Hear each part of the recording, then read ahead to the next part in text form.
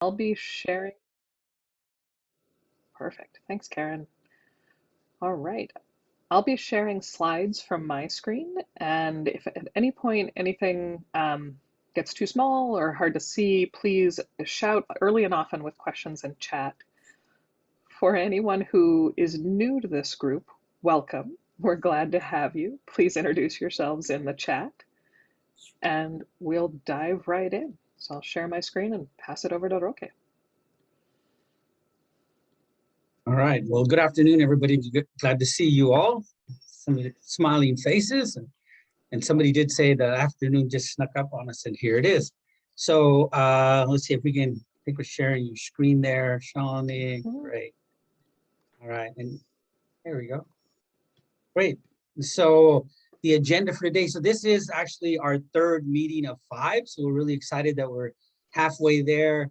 I want to thank all of you. I know there's, some of you are part of the leadership planning proposal team and putting that together. And so we meet on a weekly basis. I really want to thank all of you for that. And then I know there are other, some smaller committee meetings that are happening, and thank you all for those efforts as well.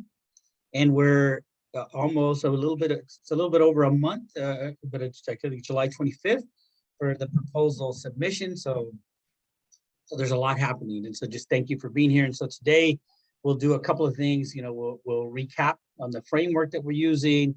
We're going to go through some of the proposal requirements and materials that have been developed to date. Review the governance and roles, because that's a really key piece of the CERF proposal. And then we'll talk about the framework for contributions and some surveys, information that we've already been gathering, and more information that we'll gather before the proposal is due. And then again, today is a big date because the notice of intent to apply is due today. So next slide there, Shalini, please. One more. And so some of you have seen, hopefully most of you have seen this framework that we're using. So the ultimate outcome of the planning process is to identify projects, as we all know. And so we will be using this instrument to explore those options and what they might be during the planning process. And we are currently actually using this framework in a couple of survey documents that we've had some success with. And as you know, here, this framework allows folks to provide, information based on the needs that they currently have or see, or based on projects that they're currently doing or that they'd like to see in the future, and then turn those needs and projects, or the needs really, into community supported solutions. And so we're hoping to move that forward at some point in time. And then there is, I think there was another piece to this slide here, Shalini, that we're wanting to make sure, right, that these plans, existing plans, ongoing processes, and so forth, are connected to the needs from the community and members of the community. So that's what we're doing, and that's the framework that we have agreed upon, and that we'll be moving forward. So then the next slide there, Shalini. Yep. Roque, one thing just to add for folks who are new to this, please visit the website southernbordercerf.org, and you can find recordings of previous meetings where we walked through that framework in a lot more depth. Great. And thank you for those of you that are in the chat there, including your name and organization that you're with. So thank you for that. And so then, how we applying the framework. And like I said, we're already using this framework through these survey instruments that we talked about.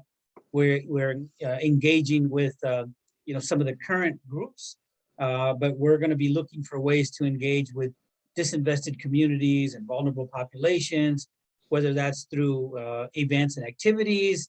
And we're really going to need all of everyone on here and their help, and others, to make sure that that as many people and as many groups and communities that can contribute and engage in this process are engaged in it, because that is the core of this work, of this planning phase, is to make sure that there is multi-sector and broad community engagement.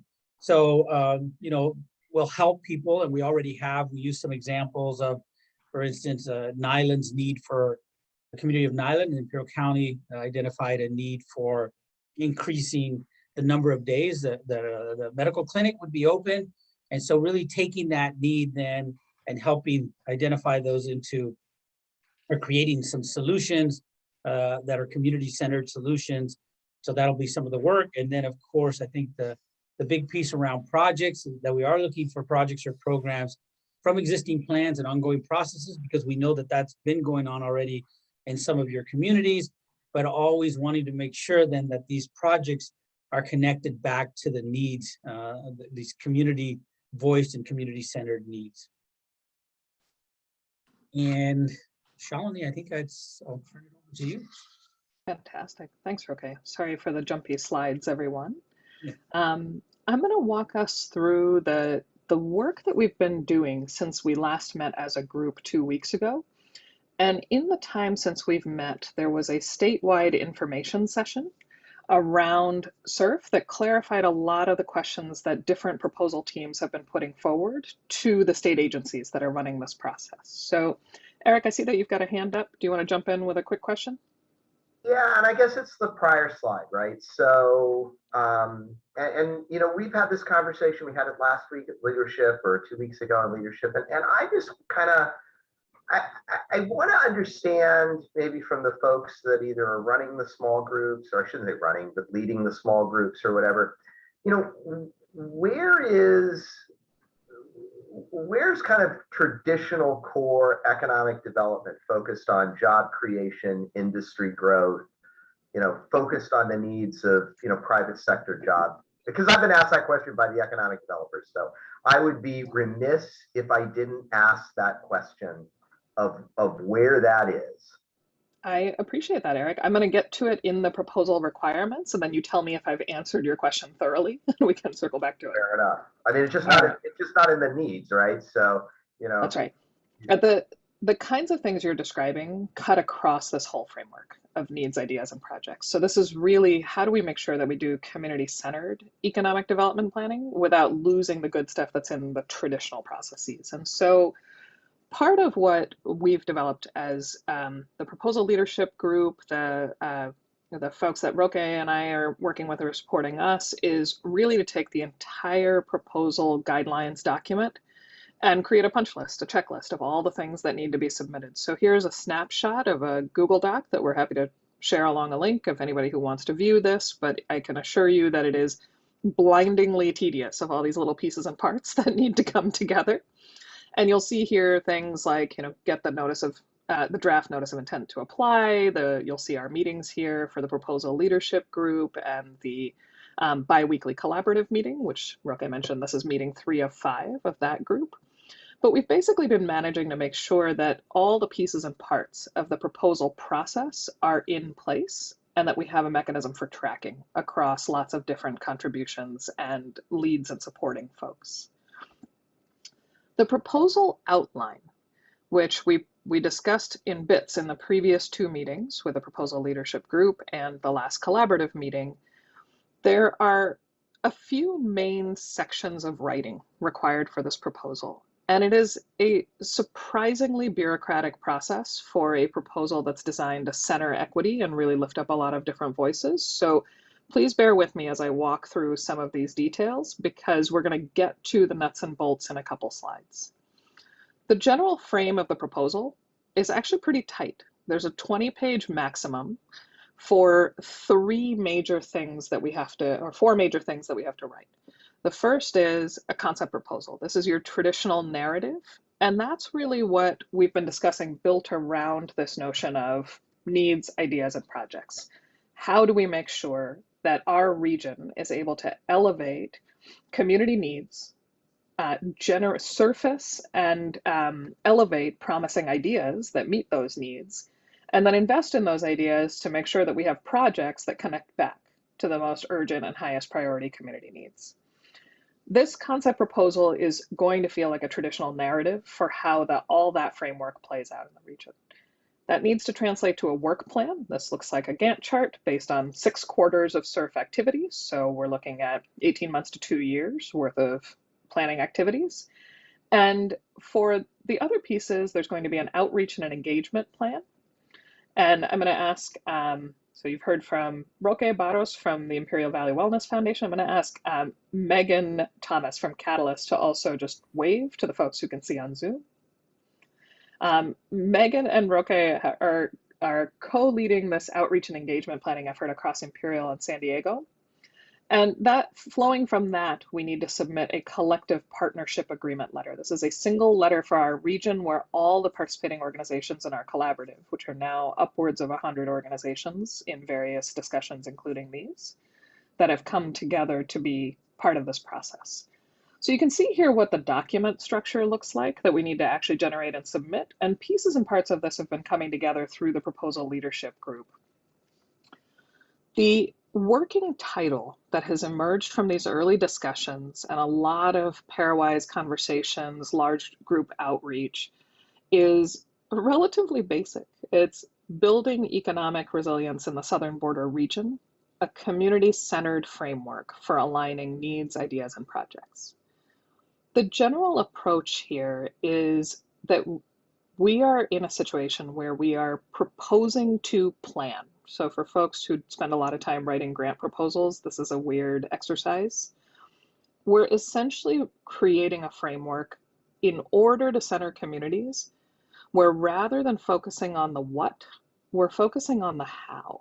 How do we improve alignment in the region? How do we surface needs? How do we make sure that we elevate these promising ideas and that we invest in projects going forward to phase 2 that emerge from this? And so this is really an exercise in alignment as much as anything else, and making sure that we are able to do the kinds of, Eric, the traditional economic development things that CERF requires, but do so in a community-centered way, where there may not be the capacity right now, but we can invest in it through CERF and build that up. So this is the working title that emerged from the proposal leadership group discussions. And the framework for the concept proposal, or the narrative, is really anchored to 2 big pieces. The first is establishing this new framework for planning across the region, and doing so in a way that we connect needs to ideas to projects, and we ensure that we are really systematically bringing forward projects that are shovel-worthy, and not just seeing the projects that are most shovel-ready in these processes.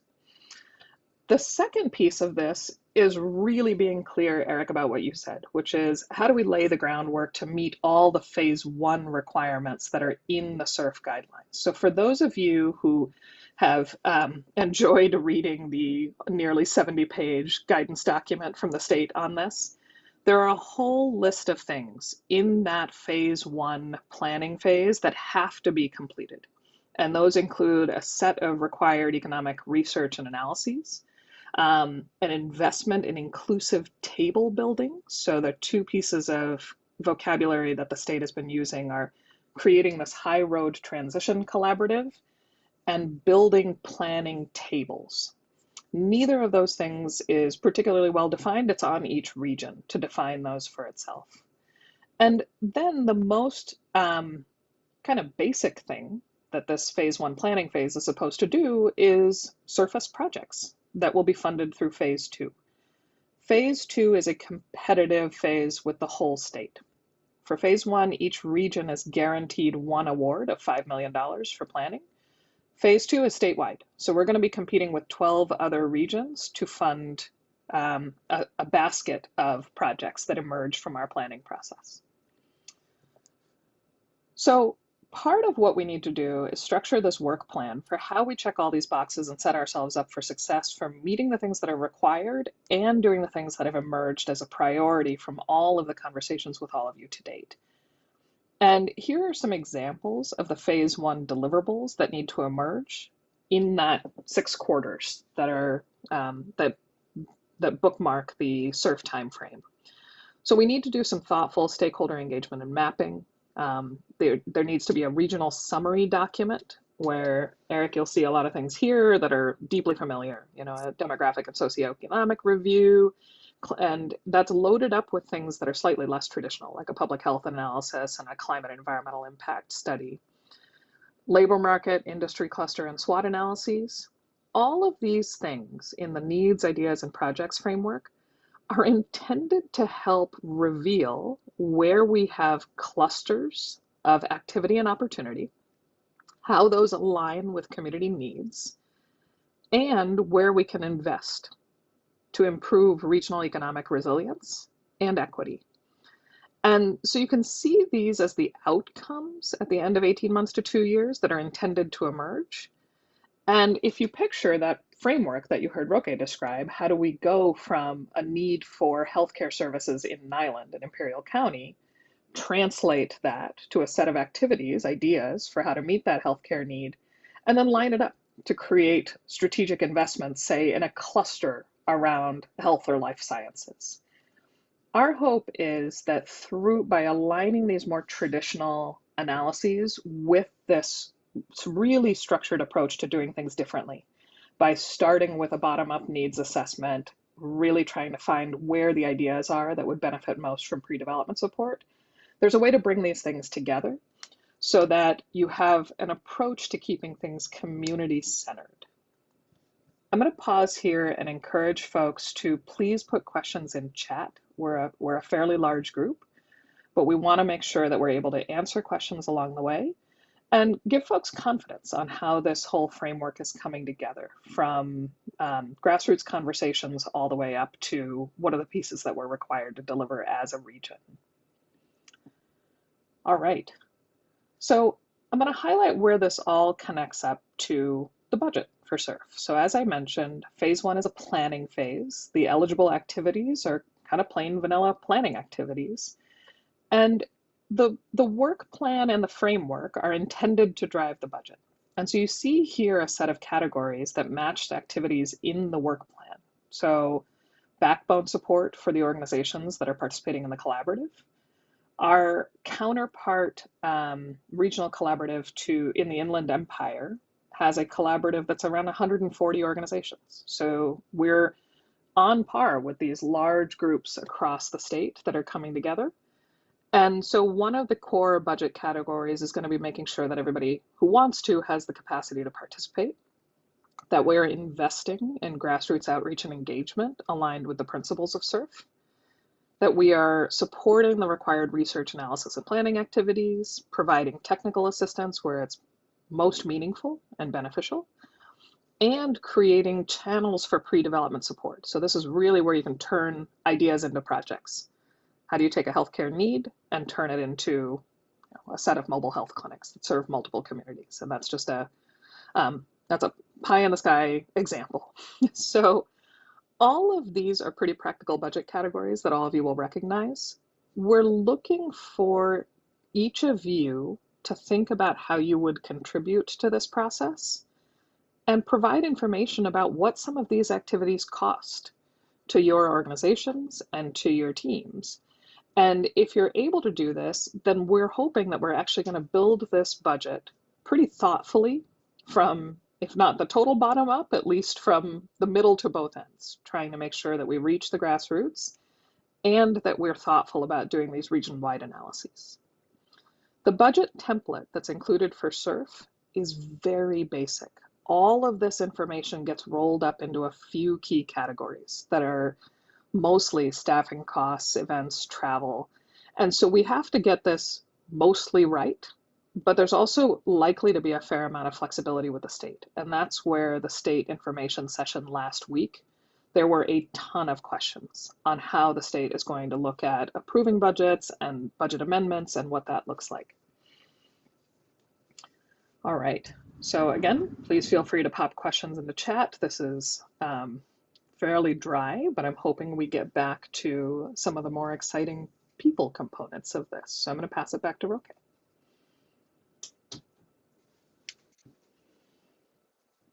All right, sorry, I was muted there.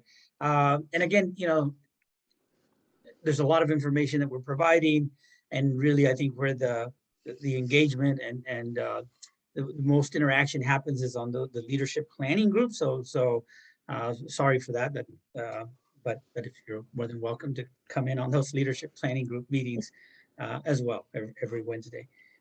So on the governance, go to the next slide there, Shalini, please.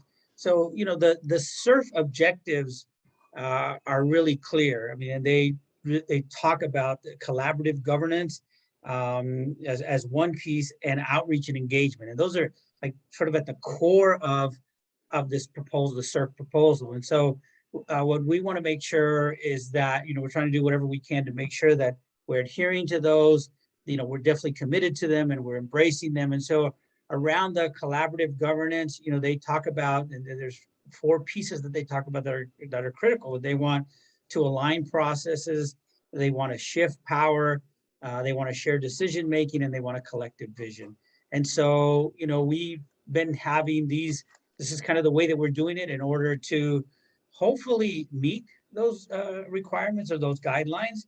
As you can see, I don't need to read it to you, but we do have this open structure. You can opt in via survey and other ways. We do have these meetings, as I mentioned, the 30-minute check-in meetings that happen after these collaborative meetings, and then these bi-weekly meetings and so forth. And so anyway, just wanted to emphasize, how important this piece is to us and how serious we're taking these CERF objectives around a collaborative governance and outreach and engagement. And when they talk about outreach and engagement, they want to make sure that there's balanced outreach. And so they specifically say, disrupt business as usual, balance interests of all. They talk about diverse engagement. They want diversity across sectors. They want subject matter expertise. They want lived experience and generational perspectives as well. And then they also talk about inclusive table building to make sure that things are transparent and that we're held accountable as well. So the next slide. Around the proposal leadership group, they talk about these 7 different sectors or groups that are actually state requirements for the collaborative. As you can see in that, and the state priorities around some of these sectors that they talk about in this collaborative group is that they want to make sure that there's equity, there's sustainability, economic competitiveness and resilience, and then job quality and access are part of the state priorities that they've identified in the proposal. And so as you can see here are the groups that have been involved and so forth, and there's still more work to be done. There's some outgoing outreach, and Shalini and others have done that around the tribal communities. And when somebody asks, what do we mean by the green and blue? So the green are the groups that have been involved, since the beginning and have been identified in those categories. The blue are sort of some of the newer groups that we've been working with around labor, and then also there's some ongoing outreach and connections with the tribal community. So a little bit more work to do for us to do around labor and tribal. And so any of you, that have connections or folks that we can reach out to or should reach out that would fit into these categories around labor or tribal, please feel free to contact myself or Shalini or send folks our way, because we still continue to have, as we mentioned, the doors open for more folks to be part of this process. It's not too late. The next slide. All right. Sorry. So some of the things that we talked about, right from the beginning as we started this process around these principles here, is that we would have joint leadership by Imperial and San Diego counties. And I think that was like one of the first conversations that we had, that we'd have this open collaborative and proposal leadership group structure, which we have, and we continue to, again, the door's always open, the open invitation, and people can pop in, in any one of these meetings that we have. There's an emphasis on broad outreach and deep engagement. And we continue, even though this proposal talks about the planning process and what will be sort of the outreach and engagement process, I think, that we've already continued to do a lot of that outreach and engagement, even for this phase of the proposal. And then some of the formal roles that are required on this, of course, and we're looking at a fiscal agent, San Diego Regional Policy and Innovation Center. We're our notice of intent, we'll be identifying them as a fiscal agent. The convener role, you'll be identifying the Imperial Valley Wellness Foundation as the convener. And the High Road Transition Collaborative is really, and we've had a lot of conversations with a lot of organizations in both San Diego and Imperial County, that this is really a network of co-conveners. And now we're not allowed to apply with multiple conveners, or else we would. They're only able to identify one convener, and what we wanted to make sure is, because we wanted to demonstrate that there was this joint leadership by Imperial County and San Diego counties, that we have an organization, from San Diego and an organization from Imperial Valley as well.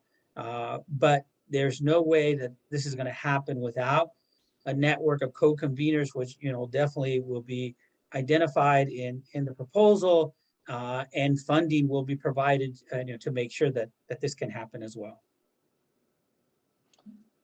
I think this is an important space to pause, because there's a lot here in terms of both process and content that needs to come together quickly for this CERF proposal. But as Roque said, we are really committed to getting this right and to making sure that we walk the talk and are able to lay the groundwork for doing things differently, like CERF is trying to motivate, despite some of the ways that it's getting in its own way of asking for a lot of coordination ahead of a planning phase. So I think this is a space where we have this notice of intent to apply that's due today. It is not a heavy process. So for folks who have been following along on this, the state is looking for a simple email from each region. They're just basically trying to plan how many staff members they need to review regional proposals. So they're trying to understand how many are expected to come in. It's not a required document.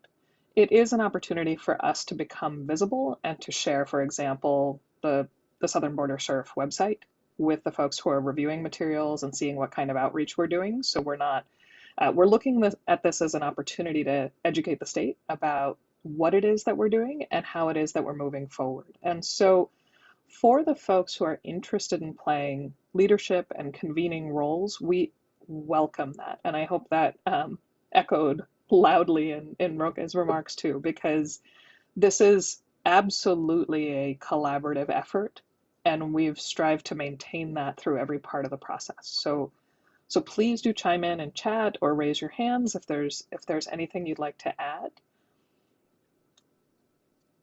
And perfect.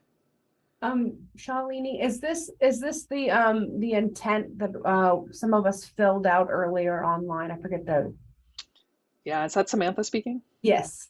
Yes, it is. So I'm going to get to that at the end in one of the last slides, but Okay. we did put a form up for folks. We were basically testing how to collect support for the intent to apply, because you heard me describe this collective partnership letter where we're going to have to get hundreds of signatures organized. So we created an online form to basically test this. Some parts of it worked better than others. So we have information from the folks who have already expressed support. The form is up and there'll be a link visible in a couple slides. So I'll walk everyone through that. Wonderful. My apologies. No, that was great. And Rosa, I see your question in the chat. Sorry, Roque, were you going to get to that one? Yeah, go ahead. That's what I was going to get to, but go ahead. Perfect. So Rosa, thank you for the question about are there written, detailed, formal descriptions for each role?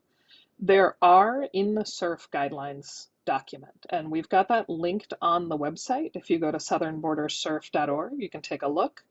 And I would recommend just word searching the guidelines document for fiscal agent and convener.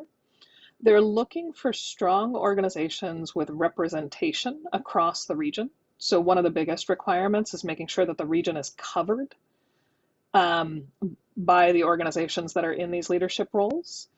And thank you, Jennifer, for popping that into the chat. They also had a series of things in terms of history, track record, commitment to deliver, work on outreach and equity and engagement.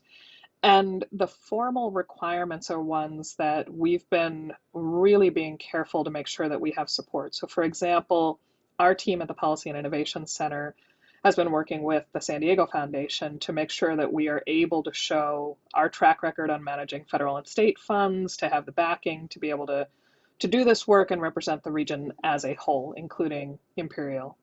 And so I would encourage everyone to take a look. And Megan, I saw that you just provided a document that has more descriptions, so please don't hesitate to chime in. And I'll chime in if you don't mind. I think we all need to take the time to read that 65-page document that the state has released. This is such a prescriptive process. And you all have done such a nice job of trying to walk us through, but read it again, focus in on the area where you see your organization's role and or needs, and digest that piece more deeply.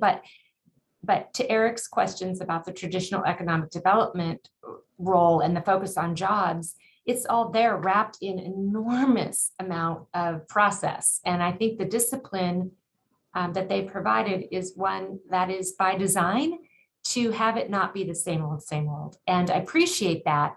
But it's also when you have folks who sign up for these things, like everyone here on the screen, we like want to get in and go and start. And it's by design, this very deliberative process. But I do think there's clearly a place at the table for all our groups to shine, to lean, to get our work done. But it's laid out in a very, very prescribed way. Yeah, thanks, Laurie. That's much appreciated. We are trying to capture the spirit of CERF within the really strong lanes that are in the proposal guidelines. So all of you should see a link from my colleague Teddy, who shared that with the full guidelines document. And Megan, I'll pass it to you to share more about the doc you shared. And just Shalini, just real quick too, there was a question from Ricardo Ortega asking, is there a current list of organizations involved in this process that can be made available? Yeah, Ricardo, we're working on figuring out how to get a directory up on the website. So for folks who have completed the survey that was shared and is up on the website, everybody opted in and everybody that's available on these Zoom registrations. So we're collating that list. We have a list of over 300 right now of individuals, so multiples from some organizations, and a little over 150 organizations. So you should see that in a website update in the coming week or so. But don't hesitate to reach out directly to me or to Teddy, TEDI at sdrpic.org, and we're happy to follow up. So the link I popped in there, Shalini and everybody, is just what it looks like, a Google Doc. I had the same question as Rosa, and so I just sat down with the guidelines and some other documents that the state has published to be able to isolate, okay, exactly what is the fiscal agent and what is required of them to qualify, and what powers and responsibilities do they have once they're named, and the same for the convener. So that's what you'll see there, is just cutting out all the fat, exactly those two things. And I did that because I thought it was important. You know, we discussed a little bit last week, the idea that if this is a community, what do we say, community-centered and driven process, we should have real clarity and transparency about who we are collectively selecting and naming and imbuing with this. And it's a balance on a scale, right? Like a lot of power, but also a lot of responsibility. I think there's a saying to that effect somewhere. And I just want to reflect too on conversations about this idea that we do have to name someone in the application. And then we also have the ability to put that into practice in a way that meets our goals of equity and community leadership. And a commitment that I think is present, and an accountability that we can all contribute to holding ourselves up to, that decision-making processes, governance, convening, budget, like all of the elements of this thing really are being run in a way that meets our goals of getting funds to the most marginalized, most impacted communities, and that those voices are the primary driver of how we work. Thanks, Megan. Super helpful. I would encourage everyone to take a look at the document also that Megan shared and the full guidelines, as Laurie said.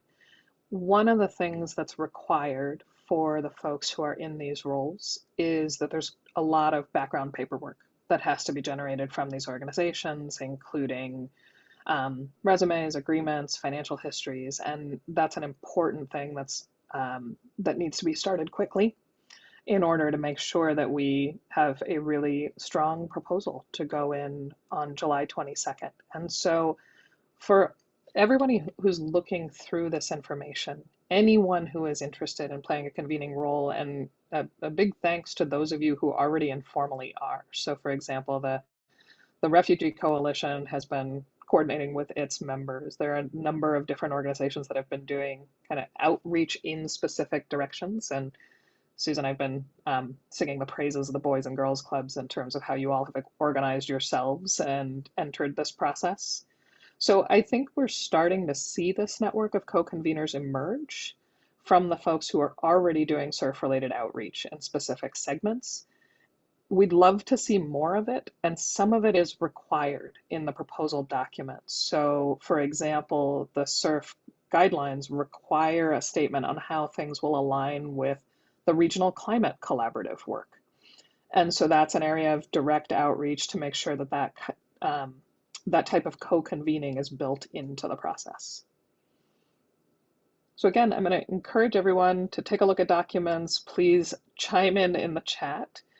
And I'd like to jump to the next stage here, because I think this is the most exciting part of the work, which is how do we pull forward contributions and really walk the talk on making this a community-centered framework for planning in our region and implementation. And so I'll pass it back to Roque, but we're gonna go back and forth in this section. So please chime in again, raise your hands, and put questions in chat.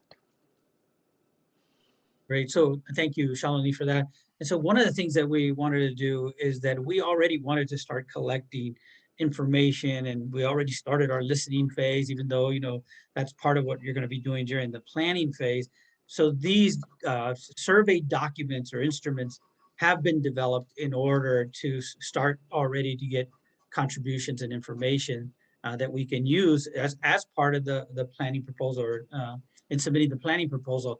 And so this actual document we just used in the Imperial Valley. There was a Imperial Valley Economic Development and Energy Summit that was held, and we had a session on CERF and handed out this survey there for folks to fill out, and they did, and we haven't analyzed it yet, but you know, we had about 30 or so people at this session that participated and filled out this, and I want to thank Carl Nettleton. He was there as well and helped me as we presented this. And I think the interesting thing about using this instrument is that when people fill it out and when you have a conversation, in this case, you know, we had a captive audience, so we were able to go into more details with them, but it also, you know, gives you the opportunity then to look for other opportunities beyond this, right? So some of the folks that were there came up and said, well, look, I'm really interested in CERF. I didn't know anything about it.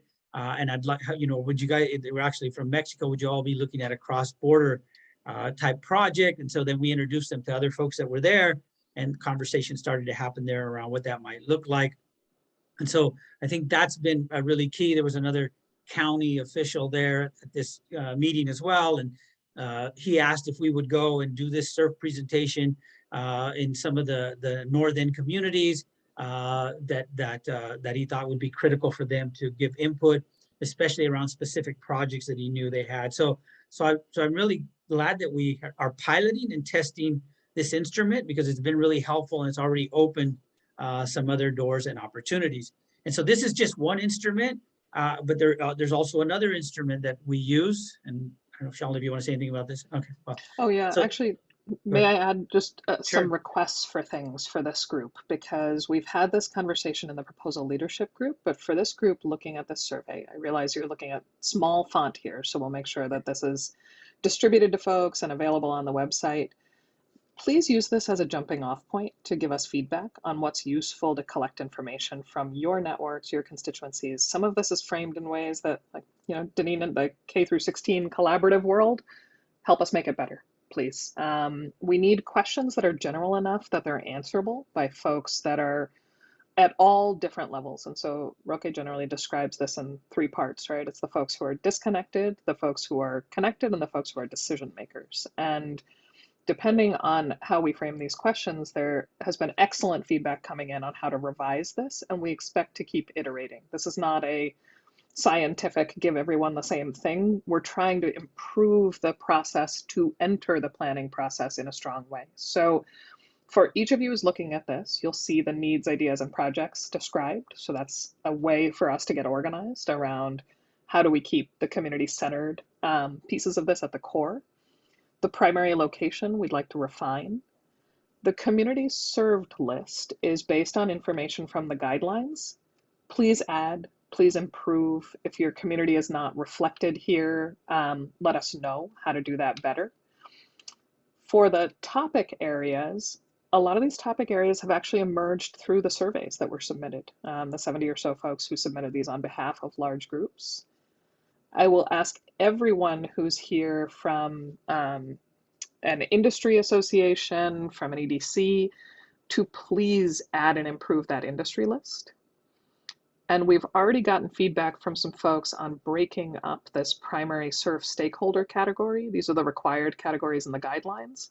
But there's been a request to add a second level on roles so that, for example, all the folks who are working on education or economic development can connect irrespective of their stakeholder categories. So we can begin to build coalitions around those topics. So for this stage, we're going to wrap up on this on action items for all of you, but please reflect on this and please help improve the instrument. And we also want you to hit the streets with it for your geography, for your area of expertise, and for your communities that you serve. All right, so then back to Roque, and I will switch to monitoring questions in chat. Great. So as I mentioned, we're looking for various forms of this instrument. What's the best way to seek this information? So we actually, are really committed to how do we get to some of these folks that, are the vulnerable population, disinvested communities, and so forth. And we know it's not going to be through, online mechanisms or Zooms. So we know it's out in the community. And so we piloted this, and I want to thank there's a couple of nonprofit organizations in the Imperial Valley that have helped and supported this. And so one of them just held an event last week in the area of Brawley. They had about 300 people or so that attended that, and we used this survey. It was in Spanish because it's all, as you know, Imperial County is 85% Latino, and this underinvested area where this event was held, there's mainly all Spanish speakers. But it was very helpful. I think people felt really comfortable. The folks that answered the survey, we got about 125 surveys at that event, and I think people were really comfortable when they saw these questions this way, and mainly there was folks helping them ask the question and answer them. But around, and we feel it helps us with, what CERF is asking for as well. So it's around community, as you can see, employment, region, and investments. And as I said, it went very well at this event, and so please feel free. We actually have it in a survey form that you can use if you're interested in it. And then we have another event, thanks to another local nonprofit organization that will be holding an event this Friday, where we'll also be using this instrument as well. Perfect. Sorry, Roque, trying to advance here. All right. So what you all have heard from me and Roque is really a concerted effort to try to meet people where they are, which is one of the core principles of CERF. It is a lot easier said than done, so you can see why we're trying to experiment with this in this proposal phase, getting into a planning phase. We really want to do this well. We understand that each of you come at this differently from your perspectives, and so that's why we're asking you to chime into chat, contact us directly by email, take this instrument, try to work with it, tinker with it, see how to make it work. And you can see how these two different bookends come together, where the refined conversation around needs and bottom-up values and priorities can really feed into this larger framework of needs, ideas, and priorities, and ensure that that we're able to keep community needs at the center of the whole planning process. What you're seeing on screen here is our first attempt to create an online version of this through a platform called Idea Scale. This is very much a work in progress, where it is essentially it's a living platform that would allow anyone who comes in with the link to be able to input information similar to that first front and back 2-page survey that you all saw. and enter needs, ideas, and projects. What's going to be, I think, really interesting about this is trying to figure out how to do this well in spaces where we need to go deep with communities and also build trust around how these ideas are presented. There are lots of pitfalls in terms of how things are, potential pitfalls in terms of how things are grouped, how they're presented, how they're filtered. And so this is very, very much an experiment, and I want you to take it in that spirit. But we're looking for ways of cataloging and collecting all the kinds of information that you heard Roque describe, these hundreds of in-person conversations and in-person meetings with distributed paper surveys. And so this is in an early stage of experimentation, and you see an example here of a test of folks who had a conversation with me, and I gave it a whack to put it in here. All right, I see Daniel with a hand raised. Please chime in. I was just wondering, last time you presented this, you mentioned that there was a possibility of people kind of upvoting ideas, and we talked a little bit about kind of how that could potentially be problematic. And I was curious if the choice of idea scale was selected specifically because of that upvote kind of. Okay, so talk to me about idea scale, because to me this looks like a survey, the kind of survey that I could design in Qualtrics and even have live results available for people to see and things like that. But so I'm just curious about, because of like, what's the benefit of idea scale as a. So Daniel, we haven't settled on anything. This is genuinely just a test. So just to Sure. give folks comfort, and also please suggest better things, because this is our team at PIC just experimenting. We'd be happy to even implement this in Qualtrics this week and send you. Yes. Yeah. So I want to step away from this being a survey, because part of the online platform is less about the survey and more about the alignment of needs, ideas, and projects that are submitted. So I want you to think about this as a way of creating transparency on what's coming forward, creating visibility on what's coming out of those more traditional economic analyses that are required in CERF, and having them connect to the project. So I'm doing this interpretive dance of these three columns, because we essentially need to be able to cluster folks around needs. And Eric Bruvold and some of the economic development folks in North County, I think Jennifer, if you're on, I want to give you credit for this, said, there are kind of four ways that we really want to think about aligning folks. And it's around geography, who's in your immediate area working on things. It's around community. Do you serve the same types of folks? So, the Refugee Coalition, I want to lift up for their leadership, or, again, the Boys and Girls Club, who serves youth. Topic. Are you working on childcare? This is one that's near and dear to my heart and has come forward as like 10 different organizations' second most important thing, right? So how do you get them all together? And then industry. The industry clusters piece of this is much more traditional and really important. So who's coming together around things like lithium? What are the enabling conditions that allow industry clusters to develop and thrive? And how does that connect to things like workforce housing and childcare and training programs for skilling up folks in different career tracks? So it's less of a survey and more of a platform for transparency, trust, visibility, and alignment, so that we can make sure that needs can cluster, that communities have a way of elevating and supporting the ideas that match the most important needs, and making that visible to the idea generators. So if something's coming from an academic institution, that it has a way of plugging in. And then on the project side, making sure that the projects also connect to needs. And so it's really, I keep doing these hand gestures. For anyone who's not on video, it's super unhelpful. So I'm trying my best to also do this with words. But Daniel, it's the opposite of an information collection mechanism, and it's more of an alignment and a visibility, an attempt at improving alignment and visibility. And we're fully open on how to do this well. It seems like an online platform with a in-person plug and socket where we can easily do deep workshops, community meetings, and have folks input information in trusted and respected ways is going to be important for us over the next 18 months to 2 years. So that's why we're sharing this here as a absolute shot in the dark work in progress. But thank you for offering to help build instruments. We will take you up on it in other formats. Other folks, before we kind of keep moving forward?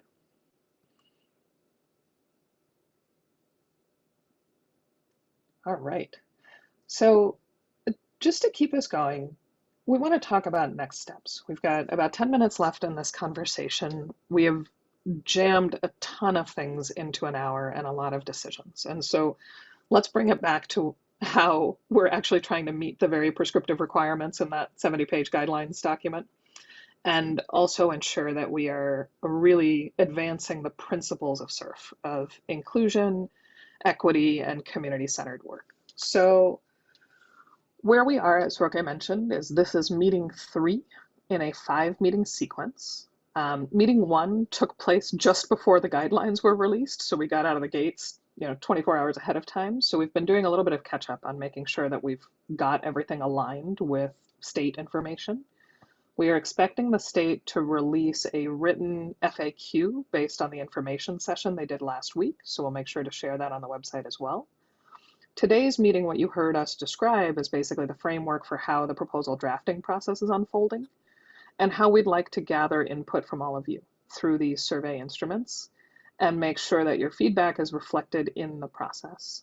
As Roque said earlier, the proposal leadership group, for anyone who wants to join and engage more deeply in the proposal development, please send a note to Teddy. Her email is in the chat at multiple points, and we will make sure that you're added to the list for that proposal leadership group and can dive in and contribute in whatever way matches your interest and availability. Our next meeting is going to be after July 4th weekend. You will get information by email ahead of that meeting. So you'll get a MailChimp reminder, but also information on providing more direct feedback on content. And then we're looking to wrap up the process on July 20th and make sure that we are able to get that system in place to collect signatures properly for a full partnership, the partnership agreement letter, and a finalized submission. The final submission is due on Monday, July 25th. It requires some paper documents to be delivered to Sacramento. So we're aiming to wrap things up by the 22nd so that all the I's are dotted and the T's are crossed. The immediate pieces are this notice of intent to apply, which is due today. We shared a link with the proposal leadership group as a test for this online platform. I will fully confess to the parts that didn't work as well as we had hoped. So this is a platform called Jotform for collecting logos and signatures. And thank you to all the folks who submitted information. We'll make sure that you get copied on this email of this intent to apply. We ended up with some folks' signatures that looked like, those credit card forms with a finger signing. And so we need to work that out so that we can all get uploaded high quality professional signatures in place and logos. But this was a good test, and I think exactly a model for what we're trying to do through this process, so we don't end up with fire drills at the finish line. But this intent to apply is due today at 5 p.m. It will be an email from me and Roque to the generic EDD email inbox set up for these notice of intents to apply. And we will make sure that the proposal leadership group and anyone else who signed on are copied on the message. All right. So then wrap up. What are we asking from all of you? The framework that we shared, the needs, ideas, and projects, and the survey framework for contributions, both the community version that Roque walked through and the paper kind of front and back distributed version, we really want your edits on this, especially for the folks who have deep familiarity on any of the topics or the community groups or the industry. We want to get the vocabulary right. We want to make sure that nobody's left out, that we aren't missing key existing industry clusters. So we will make sure that a copy of that survey framework is posted on the website, and you'll see a MailChimp reminder to please provide feedback and edits, and we'll keep updating this. We'll also be working on Just a quick question to make that easy. I mean, scribble all over the document and fax it back to you, like what? Whatever. Honestly, Okay. I've been getting emails directly, Lori. Thank you for giving us a process on this one. So I want to thank Jennifer from Escondido. Jennifer, I realize I don't know how to pronounce your last name. Is it Shenek? Okay. So Jennifer sent along some really thoughtful feedback on, she was the one who said, like, split up the stakeholder groups and the roles so that all the economic development folks could organize, or the education folks. So we'll be doing that. Don't hesitate to email me directly, to email Teddy, to email Roque. This is going to improve as we go, Lori.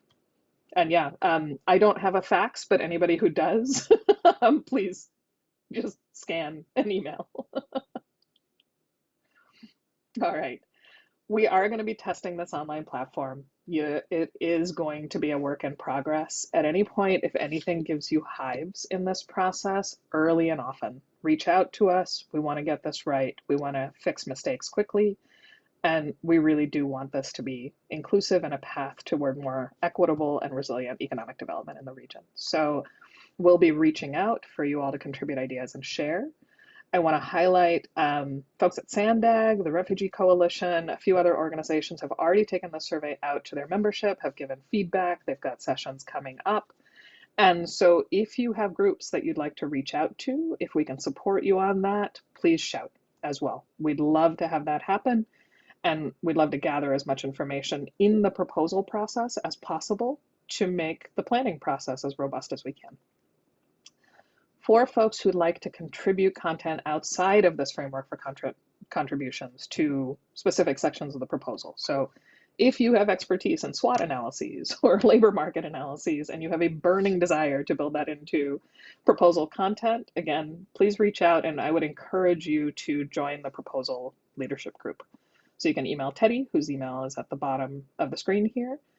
And we've also had some really interesting folks who haven't been able to engage deeply in the process, but have offered model programs in different fields or sectors. For Lori, I'll call out the talent pipeline development work. There's a set of things through the Kim Center around women in the workforce.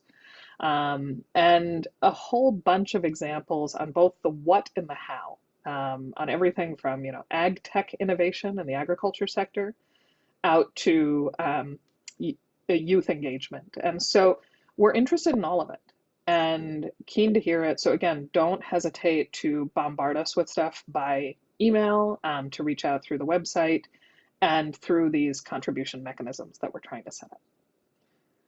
So that brings us to where we are now. We have a 5-week sprint ahead of us to get all the proposal documents. These are both the tedious ones and the really exciting ones with this framework in place and all the engagement.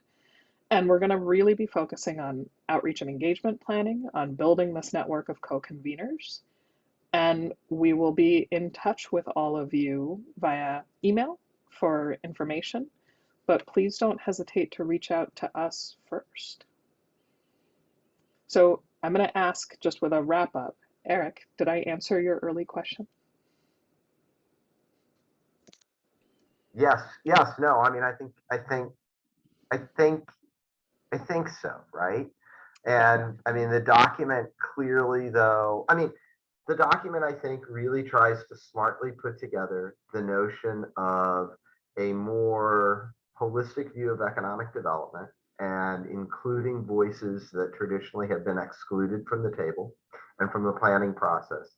But it still has an underlying core, which I just don't think we can, ignore or forget, which is, cluster-led economic development focused on job quality, right, as a metric of what to focus on. And I think that the strategy, both in terms of the planning grant, not necessarily, the submittal of the planning grant, but how you sort of structure what we're promising to the state, needs to think about how to creatively put those things together, in part to create good projects that are competitive with other places around the state that I kind of see a clearer pathway or potentially a clearer pathway for them, just to be honest and realistic. And that also manages expectations, right? Because, I think it's going to be important that, what the state is investing in the end, needs to kind of get back to growth, substantially either level of growth or numeric growth or percentage growth of high quality jobs, right? I mean, that in the end is a core underlying framework of what's in the document. Yeah, and I think, Eric, we're working toward it and looking for continuous improvement through the process. So please keep chiming in. There have been lots of good ideas, and I'll pass it to Roque to wrap up, but keep that door open to everybody to email directly, please. But we'll all quickly wrap it up because it's 2:30 and we'd like to start on time and end on time. Just want to thank you all for your input today. And I know we threw a lot of information at you, but please call us, email us, reach out to us, and we'll see you at the, well, some of you on the leadership planning team will see it in a few minutes.